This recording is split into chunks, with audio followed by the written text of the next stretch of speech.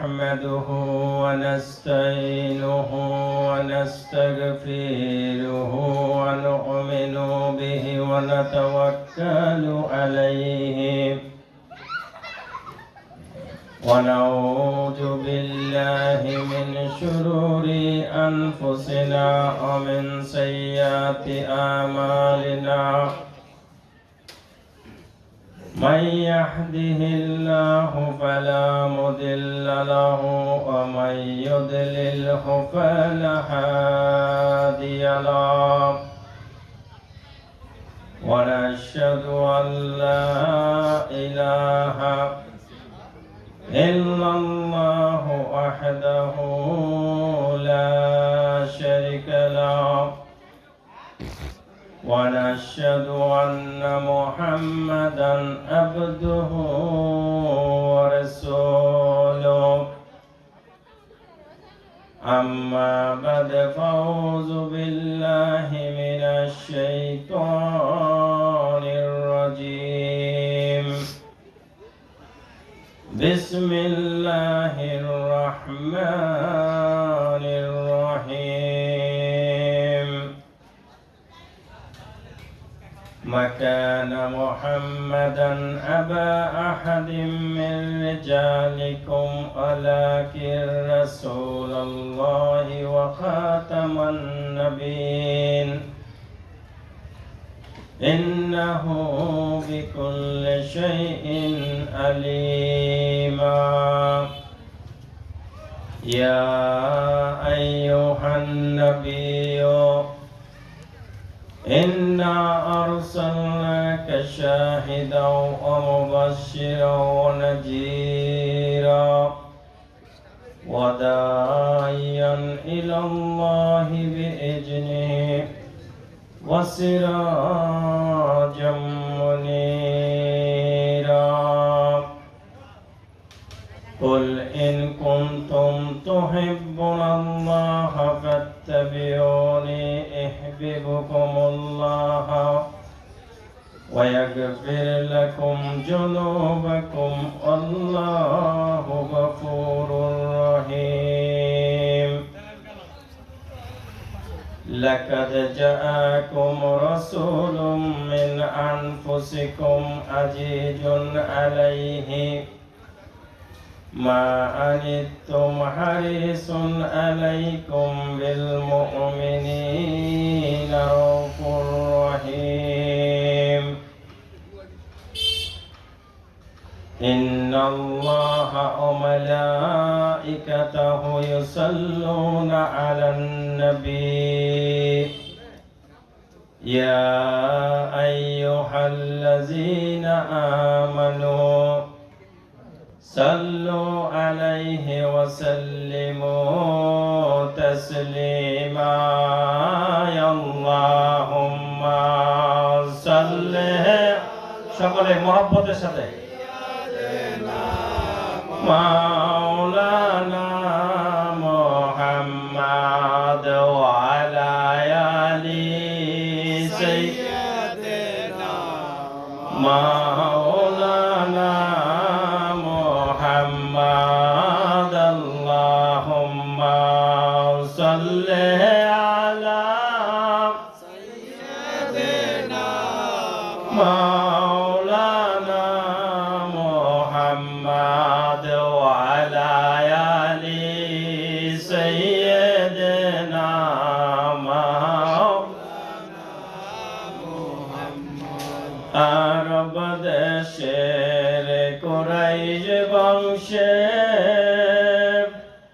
নূরের পুতুল আসিলা আরব দেশের কুরাইশ বংশে নূরের পুতুল আসিলা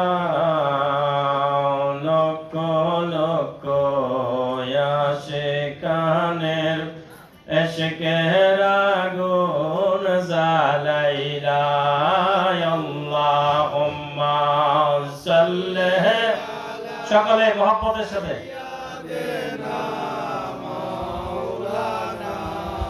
محمد وعلى آل سيدنا محمد اللهم صل على سيدنا مولانا محمد وعلى آل سيدنا مولانا محمد अशकर दरियाए डूब दिया भाई पढ़ले दुरूद जलसाए अशकर दरियाए डूब दिया भाई पढ़ले दुरूद जलसाए पहुँचे जाबे মোদের দরুদ দয়াল নবীর পাক রওজায় আল্লাহুম্মা সাল্লি আলা সাইয়্যিদিনা মাওলানা মুহাম্মদ ওয়া আলা আলি সাইয়্যিদিনা মাওলানা محمد اللهم صل على سيدنا مولانا محمد وعلى آل سيدنا مولانا محمد ধন্য হয় গো আমেনা মাগো অমা ধন্য হয় আপনার জিন্দেগি ধন্য হয় গো আমেনা মাগো অমা ধন্য হয় আপনার জিন্দেগি আপনার কোলে তশরীফ আনলেন রাহমাতাল লিল আলামিন আল্লাহুম্মা সাল্লি সকলে মহব্বতের সাথে সকলে সামনে এগিয়ে আসেন সকলে সামনে বসুন মুহাম্মাদ ওয়ালা আলি সাইয়্যিদিনা মাওলানা মুহাম্মাদ আল্লাহুম্মা সাল্লি على سيدنا مولانا محمد وعلى آل سيدنا مولانا محمد এত আদর মোহাম্মদ দিয়া বানাইলা জাহারে এত আদর মোহাম্মদ দিয়া বানাইলা জাহারে তারে কেন এত কষ্ট দিলা তুমি তাইবে আল্লাহুম্মা সাল্লি على سيدنا মাওলানা মুহাম্মদ ওয়ালা আলি সাইয়্যিদিনা مولانا محمد আলহামদুলিল্লাহ মহান রব্বুল আলামিনের দরবারে লাখ কোটি শুকরিয়া যে মহান রব্বুল আলামিন আপনাকে আমাকে দয়া করে মায়া করে সৃষ্টিকুলের শ্রেষ্ঠ নবী সরওয়ারে কায়নাত মুফাক্কিরে মওজুদাত তাজদারে মদিনা হযরত আহমদ মুস্তাফা নবী মুহাম্মদ রাসূলুল্লাহ সাল্লাল্লাহু আলাইহি ওয়াসাল্লামের উম্মতের দাবিদার হিসেবে দুনিয়ার জমিনে প্রেরণ করেছেন। ওই মহান রব্বুল আলামিনের দরবারে আরো শুকরিয়া জানাই, যেই মহান রব্বুল আলামিন আপনাকে আমাকে দয়া করে মায়া করে দুনিয়াবি সমস্ত কর্মব্যস্ততা ফেলে দিয়ে আজকের এই মহতী মাহফিল গঞ্জে তৌহিদ আতিক শাহ দরবারে একজন আল্লাহর ওলির সোহবতে আসার এবং বসার মতো তৌফিক দিয়েছেন। এজন্য সকলে শুকরিয়া জ্ঞাপন করে বলেন আলহামদুলিল্লাহ। আল্লাহ পাক তার পবিত্র কালামে ঘোষণা করেছেন, ওমান কানা ফি হাযিহি আমা ফাহুয়া ফিল আখিরাতি ওমা আদাল্লাস সাবিলা। অর্থাৎ এই দুনিয়ায় যারা অন্ধ রইল তারা পরকালেও অন্ধ থাকবে। সূরা বনী ইসরাইল ৭২ নম্বর আয়াত। এই আয়াতের ব্যাখ্যায় তাফসিরে আল্লাহ পাক রব্বুল আলামিন অন্য জায়গায় জানিয়ে দিলেন, লা তা'মালু আবসার ওয়ালাকিন তা'মাল কুলুবুল লতী ফিস সুদূর। অর্থাৎ চোখের অন্ধ অন্ধ নয়, দিলের অন্ধই প্রকৃত অন্ধ। এখান থেকে আমরা কি শিখতে পারি, কি বুঝতে পারি? আমার আল্লাহ পাক জানিয়ে দিলেন, যারা দুনিয়ার জমিনে অন্ধ রইল তারা পরকালেও অন্ধ থাকবে। অর্থাৎ এটা দ্বারা আমার আল্লাহ পাক এটাই বুঝালেন, আমি দুনিয়ার জমিনে এসেছি, আমাকে সবকিছু জেনে বুঝে যেতে হবে। আর যদি আমি জেনে বুঝে না যাই, আমি যদি অন্ধ থাকি, তাহলে পরকালেও আমি অন্ধত্ব প্রাপ্ত হব। এটাই বলল, ওমান কানা ফি হাযিহি আমা ফাহুয়া ফিল আখিরাতি ওমা আদাল্লাহ সাবিলা। অর্থাৎ এই দুনিয়ায় যারা অন্ধ রইল তারা পরকালে অন্ধ থাকবে এবং অধিক পথভ্রষ্ট হবে। তাহলে এই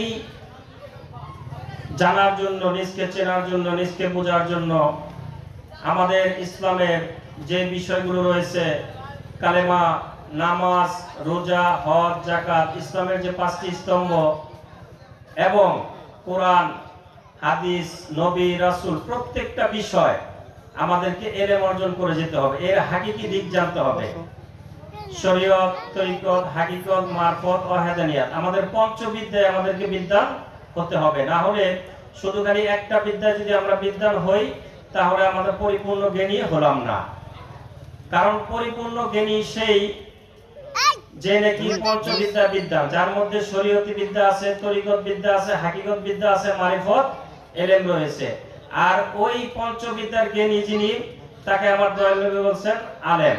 আল উলামা ওয়ারাসাতুল আম্বিয়া। অর্থাৎ আলেমরা হচ্ছে আম্বিয়াদের, নবী রাসূলদের ওয়ারিস।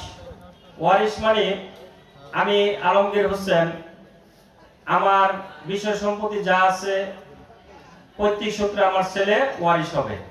ঠিক আমার দয়াল নবী বলছে, যারা হচ্ছেন আলেম তারা হচ্ছে নবী রাসূলদের ওয়ারিস। এখন ওই আলেম কোন পর্যায়ের আলেম? আলেম শব্দের অর্থ জ্ঞানী। অর্থাৎ যার মধ্যে পঞ্চবিদ্যার জ্ঞান রয়েছে তিনি হচ্ছেন আলেম। ওই আলেমদের কাছে আমাদের শরণাপন্ন হতে হবে। এই জন্য আল্লাহ পাক বলছেন, ইয়া আইয়ুহাল্লাযীনা আমানু কুনু মাস-সাদিকিন। হে যারা ঈমান এনেছো, তোমরা সাদিকিনের সঙ্গ লাভ করো। সাদিকিন মানে সত্যবাদী, যার মধ্যে কোনো মিথ্যার আশ্রয় নাই, তিনি হচ্ছেন সাদিকিন। আর সাদিকিনদের গুণগুলো পাওয়া যায় আল্লাহর ওলিদের মাঝে। কাদের মাঝে? আল্লাহর ওলিদের মাঝে ওই গুণগুলো পাওয়া যায়। এই জন্য আমার দয়াল নবী যখন কাদির কুম নামক স্থানে বিদায় হজ সম্পন্ন করে আসলেন, তখন আল্লাহর পক্ষ থেকে ইলহাম নাজিল হয়ে গেল। কি ইলহাম নাজিল হয়ে গেল? আল্লাহর পক্ষ থেকে আল্লাহ পাক জানিয়ে দিলেন, ইয়া আইয়ুহার রাসূলু বাল্লিগ মা উনজিলা ইলাইকা মির রাব্বিক ওয়া ইল্লাম তাফআল ফামা বাল্লাগতা রিসালাতাহু ওয়াল্লাহু ইয়াসিমুকা মিনান নাস ইন্নাল্লাহা লা ইয়াহদিল কওমাল কাফিরিন। হে রাসূল, আপনার রবের পক্ষ থেকে আপনার প্রতি যাহা নাযিল হয়েছে তাহা পৌঁছায়া দেন। আর যদি তাহা পৌঁছায় না দেন, তাহলে রিসালাত পৌঁছানো হলো না। অর্থাৎ আমার আল্লাহ পাক, আমার দয়াল নবী বিদায় হয়ে যাবে, তার জাহিরি যে সে পর্দা নিবে, এখন আল্লাহ তাকে ইলহাম করে জানিয়ে দিলেন, হে রাসূল, আপনার রবের থেকে যে ইলহাম এসেছে ওই ইলহাম আপনি সকলের মাঝে পৌঁছায় দেন। ওই সময় আমার দয়াল নবীর সাথে প্রায় ১৬ লক্ষ সাহাবী ছিলেন। ১,২৫,০০০ মতান্তরে ২,২৫,০০০ সাহাবী ছিল। তখন আমার দয়াল নবী সাহাবীদেরকে সকলকে একত্রিত করে ওইখানে তিনি হযরত আলী করিমুল্লাহ ওয়াজহুকে তার হাত দুটি উঁচিয়ে দিয়ে বললেন, মান কুনতুম মাওলাহু ফাহাজা আলিউন মাওলা, আল্লাহুম্মা ওলেমান আলাহু আদামান আদাহু আনসুর মান নাসারা ওয়াকজুল মান খাজালা ফালাইয়াস হাজিরুল খায়রা। অর্থাৎ আমি যার মাওলা, আলী তার মাওলা। হে আল্লাহ, তুমি তাকে বন্ধু রূপে গ্রহণ করো যে আলীকে বন্ধু রূপে গ্রহণ করে, তুমি তাকে সাহায্য করো যে আলীকে সাহায্য করে, তুমি তাকে লাঞ্ছনা দাও যে আমার আলীকে লাঞ্ছনা দেয়। তাহলে এই যে আমার দয়াল নবী সাল্লাল্লাহু আলাইহি সাল্লাম তার রিসালাতের দায়িত্ব দিয়ে গেলেন কাকে? হযরত আলী করিমুল্লাহ ওয়াজহুকে। এই আলী করিমুল্লাহ ওয়াজহু হচ্ছে বেলায়েতের বাদশা, যাকে বলা হয় বেলায়েতের বাদশা। কারণ আমার দয়াল নবী পর্যন্ত নবুয়ত পরিসমাপ্তি হয়েছে। এজন্য আল্লাহ পাক বলছে, মা কানা মুহাম্মাদুন আবা আহাদিম মির রিজালিকুম ওয়ালাকিন রাসূলুল্লাহি ওয়া খাতামান নবিয়্যিন। হে নবী, আমি আপনার মাধ্যমে নবুয়ত পরিসমাপ্তি করলাম, কিন্তু আপনার যে রিসালাত, এটা রিসালাতের কোনো পরিসমাপ্তি হয় না। এটা শুরুতে ছিল, আছে এবং পরিশেষও থাকবে। ওই রিসালাতের দায়ভার দিয়ে গেলেন হযরত আলী করিমুল্লাহ ওয়াজহুকে। সেই আলী করিমুল্লাহ ওয়াজহু তার খেলাফত দিয়ে গেছিলেন 6 জনকে। কয়জনকে? 6 জনকে। মিদ্দাত রহমান, ইমাম হাসান হুসাইন ওয়াইসাল করনি এবং হাসান বসরি রহমাতুল্লাহ আলাইহি। সেই হাসান বসরি রহমাতুল্লাহ আলাইহির মাধ্যমে আব্দুল ওয়াহিদ বিন জায়েদ, ফুজাইল ইবনে আয়াজ, ইব্রাহিম ইবনে আদম হয়ে হাজী শরীফ জিমদানি, ওসমান হারনি, খাজা মঈনুদ্দিন চিশতি রহমাতুল্লাহ আলাইহি, কুতুবউদ্দিন বখতিয়ার কাকি, শেখ ফরিদ, নিজামউদ্দিন আউলিয়া, নাসিরউদ্দিন শাহ হয়ে সেই সিলসিলার ধারাবাহিকতা আমাদের সেই জিক্কা শরীফের মহান ওলি, তার গুরু ছিলেন শাহ সাফাতুল্লাহ, তার গুরু ছিলেন মিসকিন শাহ হয়ে হযরত খাজা শাহ সুফি দেওয়ান আব্দুর রশিদ আল চিশতি নিজামী বাবাজানের হাত ধরে হযরত আনসার আলী চিশতি, হযরত মুহিউদ্দিন আল চিশতি হয়ে আমার দয়াল দরদি মুর্শিদ বাবাজান হযরত খাজা শাহ সুফি দেওয়ান আব্দুর রশিদ আল চিশতি দেওয়ান আতিকুর রহমান আল চিশতি নিজামীর মাধ্যমে এই গঞ্জে তৌহিদ আতিক শাহ দরবার প্রতিষ্ঠিত হয়েছে। এই যে সিলসিলার ধারাবাহিকতা, এই ধারাবাহিকতাই হচ্ছে যেটাকে বলা হয়েছে কালেমার বৃক্ষ। কিসের বৃক্ষ? কালেমার বৃক্ষ। এই কালেমার বৃক্ষ যে পরিশুদ্ধ ব্যক্তি, যারা হচ্ছে পরিশুদ্ধ ব্যক্তি, তারা হচ্ছেন আলেম, তারা হচ্ছেন ইমাম। এই সমস্ত ইমাম, এই সমস্ত আলেমদের মাঝে আমাদের কি করতে হবে? যেতে হবে। এজন্য আল্লাহ বলছে, ইয়া আইয়ুহাল্লাযীনা আমানু তাকুল্লাহা ওয়াবতাগু ইলাইহিল উসিলা ওয়া জাহিদু ফি সাবিলিল্লাহ আল্লাকুম তুফলিহুন। হে যারা ঈমান এনেছো, তোমরা আল্লাহকে ভয় করার মতো ভয় করো এবং তার নৈকট্য লাভের জন্য উসিলা অন্বেষণ করো। তাহলে ওই উসিলা হচ্ছে কি? একজন কামেল মুর্শিদ, একজন কামেল ওলি আল্লাহ। অনেকে বলতে পারেন উসিলা নামাজ, রোজা, হজ, যাকাত। কখনোই না। কারণ নামাজ, রোজা, হজ, যাকাতের বহুত আয়াত কোরআনে রয়েছে। নামাজের ব্যাপারে, সালাতের ব্যাপারে প্রায় 82টা আয়াত রয়েছে। এইভাবে রোজা, হজ, যাকাতের ব্যাপারে আয়াত রয়েছে। কিন্তু এই উসিলার ব্যাপারে একটাই আয়াত রয়েছে। এই উসিলার তাফসীর আছে, এই উসিলা হচ্ছে কামেল মুর্শিদ, কামেল ওলি আল্লাহ। এই কামেল মুর্শিদের মাধ্যমে আমাদেরকে নিজেদের চিনতে হবে, জানতে হবে। আর ওই কামেল মুর্শিদরা হচ্ছে আলেম। ওই আলেমদেরকে আমার দয়াল নবী বলছেন, আল উলামা ওয়ারাসাতুল আম্বিয়া। আলেমগণ হচ্ছে আম্বিয়াদের ওয়ারিস। কারণ বর্তমান জামানায় নবী আসবে না, তাদের রিসালাতের দায়ভার কারা করবেন? আল্লাহর ওলিদের মাধ্যমে আমাদের তরিকা প্রচার হবে। এই ওলিদের মাধ্যমেই আমাদের বর্তমান জামানায় নিজেদেরকে চিনতে হবে। আমার দয়াল নবী বলছেন, মান আরাফা নাফসাহু ফাকাত আরাফা রাব্বাহু। অর্থাৎ যে তার নিজকে চিনেছে, সে তার প্রভুকে চিনেছে। এই দরবার এমন একটা প্রতিষ্ঠিত দরবার, ইলমে তাসাউফের মূল সেন্টার। কারণ এই যে এখানে বলা হয়েছে, মান আরাফা নাফসাহু ফাকাত আরাফা রাব্বাহু, এই নফস সম্পর্কে বলা হয়েছে। যে তার নফসকে চিনেছে, যে তার প্রবৃত্তিকে চিনেছে, সে তার প্রভুকে চিনেছে। এই নফসের তাফসিরে দেওয়ান বাবা খুব সুন্দর করে বলেছেন, এই নফস 5 ভাগে বিভক্ত। কয় ভাগে বিভক্ত? 5 ভাগে। নফসে আম্মারা, নফসে লাওয়ামা, নফসে মুলহামা, নফসে মুতমাইন্না, নফসে রাহমানিয়া। এখন নফসে আম্মারা কি? নফসে আম্মারা হচ্ছে, কোরআন বলছে ইন্নান নাফসান আম্মারাতা বিসসুই। অর্থাৎ নফসে আম্মারা হচ্ছে সমস্ত অপকর্মের মূল। যাদের ভিতরে নফসে আম্মারা জাগ্রত রয়েছে, তাদের দ্বারা খারাপই হয়। তাদের মধ্যে কাম, ক্রোধ, লোভ, মোহ, মদ, মাৎসর্য, 6টা রিপু তাদেরই জাগ্রত থাকে। এই জন্য তারা পরিশুদ্ধ ব্যক্তি না, তারা হচ্ছে নাচ পর্যায়ের ব্যক্তি। আর যখন একজন কামেল মুর্শিদের কাছে এই নাচ পর্যায়ের ব্যক্তি নফসে আম্মারা যুক্ত লোক যখন একজন কামেল মুর্শিদের কাছে যায়, তখন তাকে কিছু আমল দেওয়া হয়, কিছু ইবাদত দেওয়া হয়, কিছু কর্ম দেওয়া হয়, যেটাকে তাসাউফের ভাষায় বলা হয় মুরাকাবা, মুশাহাদা, হোসদরদম, নেগাবর কদম, সফর দরুতন, খেলোয়াড় দরাঞ্জমান, মুরাকাবা, মুশাহাদা, মুকাশেফা, মুআয়না, ফানাফি শেখ, ফানাফির রাসূল, ফানাফিল্লাহ, বাকাবিল্লাহ। অর্থাৎ সাধনার 12টা স্টেশন। যখন একজন মুর্শিদের কাছে যাওয়া হয়, তখন ওই মুর্শিদ তাকে কিছু আমল দেওয়া হয়, তরিকতের কিছু বিদ্যা দেওয়া হয়। ওই বিদ্যা অর্জন করলে নফসে আম্মারা যুক্ত ব্যক্তি আস্তে আস্তে তার নফসকে জানতে পারে, বুঝতে পারে যে নফসে আম্মারা হচ্ছে কোন গুণের অধিকারী। আমার দেহের ভিতরে যে আমরা পাঞ্জাতন বলি, কি বলি? পাক পাঞ্জাতন, আগুন, পানি, মাটি, বাতাস, নূর, এই 5টা শক্তি। এর মধ্যে নফসে আম্মারা হচ্ছে আগুনের শক্তি। কিসের শক্তি? আগুনের শক্তি। এই আগুনের কাজ কি? আগুনের শক্তি কি? কারণ আমরা জানি সৃষ্টির রহস্য থেকে হযরত আদম আলাইহিস সালাম যদি মাটির হয়, আর জিন কিসের তৈরি? আগুনের তৈরি। আল্লাহ বলছে ওমা খালাকতুল জিন্না ওয়াল ইনসা ইল্লা লিয়াবুদুন, আমি জিন এবং ইনসানকে আমার ইবাদতের জন্য সৃষ্টি করেছি। তাহলে এই নফসে আম্মারা, এই আগুনের শক্তিটা হচ্ছে জিন জাতি থেকে এসেছে, ওই শক্তি থেকে। এই জন্য নফসে আম্মারার মধ্যে আগুনের শক্তি, আগুনের শক্তি যদি থাকে তার মধ্যে কাম, ক্রোধ, লোভ, মোহ, মদ, মাৎসর্য, এই রিপুগুলো জাগ্রত থাকে, ওই ব্যক্তির দ্বারা কোনো কিছু সম্ভব হয় না। ওই ব্যক্তি কোরআন পড়ে কিন্তু কোরআন বুঝতে পারবে না, কারণ আল্লাহ বলছে লা ইয়ামাসসাহু ইল্লাল মুতাহহারুন, অপবিত্রগণ কোরআন বুঝতে পারে না।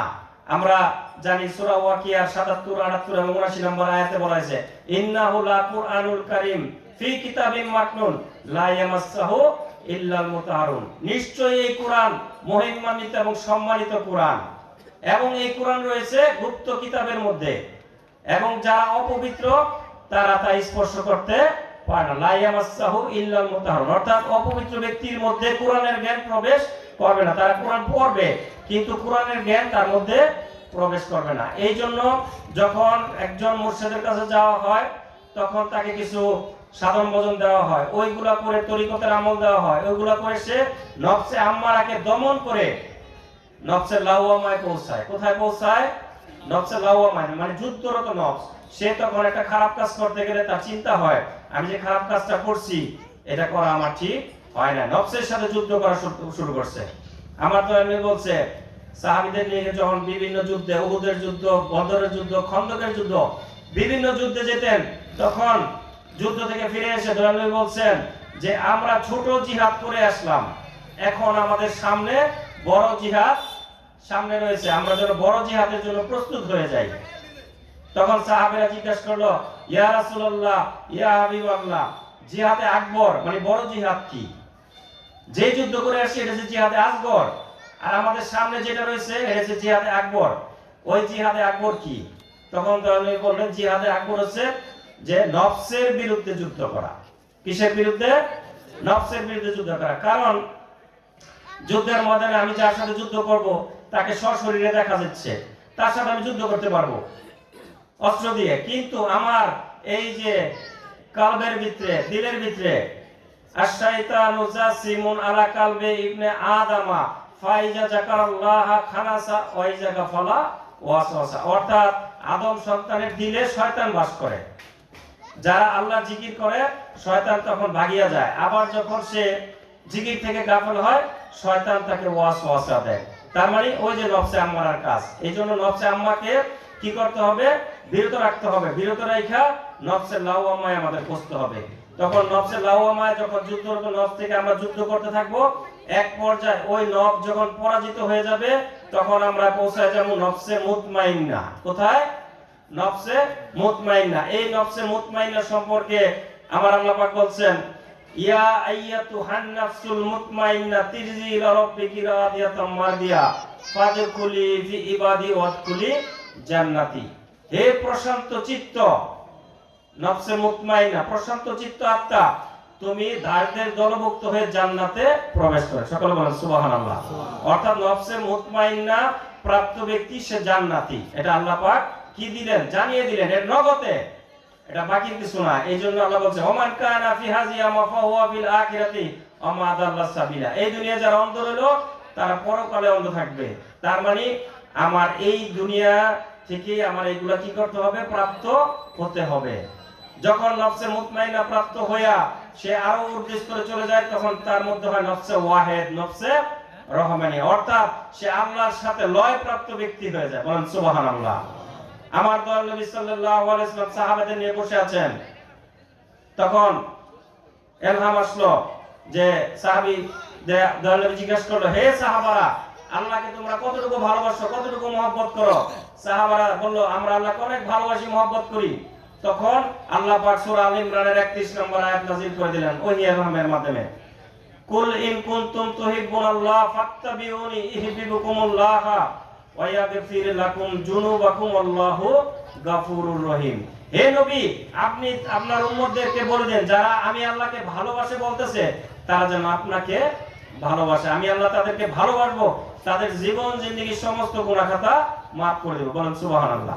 তাহলে রাসূলকে, নবীকে ভালোবাসলে কি হবে? আমাদের জীবন জিন্দেগীর গুনাহ খাতা মাফ হবে। এই জন্য রাসূলকে ভালোবাসার মাধ্যমে আল্লাহকে লাভ করা যায়। আর নবী বলেছেন আল উলামা ওয়ারাসাতুল আম্বিয়া, এটা হচ্ছে ইহদিনাস সিরাতাল মুস্তাকিম, সরল পথ।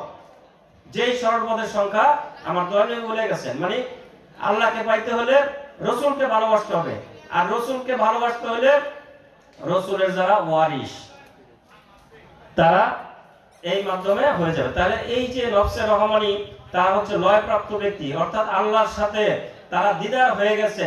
এজন্য আল্লাহ পাক হাদিসে আমরা পাই, আনতাল্লাহ কান্নাকা তারাহু ফাইল্লাম তাকুন তারাহু আইল্লাম ইয়ারাক। তুমি এমন ভাবে আল্লাহর ইবাদত করো যেন আল্লাহকে দেখতেছো, আর যদি তা না পারো তবে মনে করো আল্লাহ তোমাকে দেখতেছে। তাহলে ইবাদতের সংজ্ঞা দুইটা, হয় প্রথমে সংজ্ঞা আমি আল্লাহকে দেখতেছি, আর যদি আমার দ্বারা আল্লাহকে দেখা সম্ভব না হয় তাহলে মনে করতে হবে আল্লাহ আমাকে দেখতেছে। এই দুইয়ের বিপরীত হলে আমার দ্বারা শিরক হয়ে যাবে। এই যে বলে শিরক বেদাত, আসলে শিরক কি? এই শিরক বুঝতে হবে। নামাজে দাঁড়াইছি, নামাজের মধ্যে আল্লাহকে দর্শন করতে হবে। যদি আল্লাহকে দর্শন না হয় তাহলে মনে করতে হবে আল্লাহ আমাকে দর্শন করতেছে। এই দুই ভাব, এই দুই ভাবের বিপরীতে তৃতীয় কোনো ভাব যদি আমার দ্বারা হয়ে যায় তাহলে আমি শিরকে লিপ্ত হয়ে যাব, আল্লাহর সাথে আমি শিরক করে ফেলবো। ওই শিরকের গুনাহ আল্লাহ কখনো ক্ষমা করবেন না। যাই হোক, আজকে এই মহতী মাহফিল ওরস মুবারক 15তম গঞ্জে তৌহিদ আতিক শাহ দরবারের অন্যতম মাহফিল। আজকে বাৎসরিক মাহফিলের প্রথম দিন। জিক্কা শরীফের মহান ওলিদের আগমন ঘটেছে এখানে। ইতিমধ্যেই অনেকে এখানে উপস্থিত হয়েছেন, আরো যারা এখন উপস্থিত হয় নাই। আজকের প্রধান বক্তা মাওলানা মুফাজ্জল হোসেন ফরিদপুরি এবং আরো ইলমে তাসাউফের অনেক জ্ঞানীগুণী ব্যক্তি এবং উলামায়ে কেরামগণ আজকে উপস্থিত হয়েছেন। তারা অনেক মূল্যবান কথা আমাদেরকে জানাবেন, আমরা আশা রাখি শুনবো। আমি ক্ষুদ্র একজন মানুষ, দাদা বাবাজান আমাকে হুকুম করেছেন দু চারটি কথা বলার জন্য, তাই আমার কথায় ভাষায় যদি কারো মনে কষ্ট পেয়ে থাকেন দয়া করে ক্ষমা সুন্দর দৃষ্টিতে দেখবেন। এই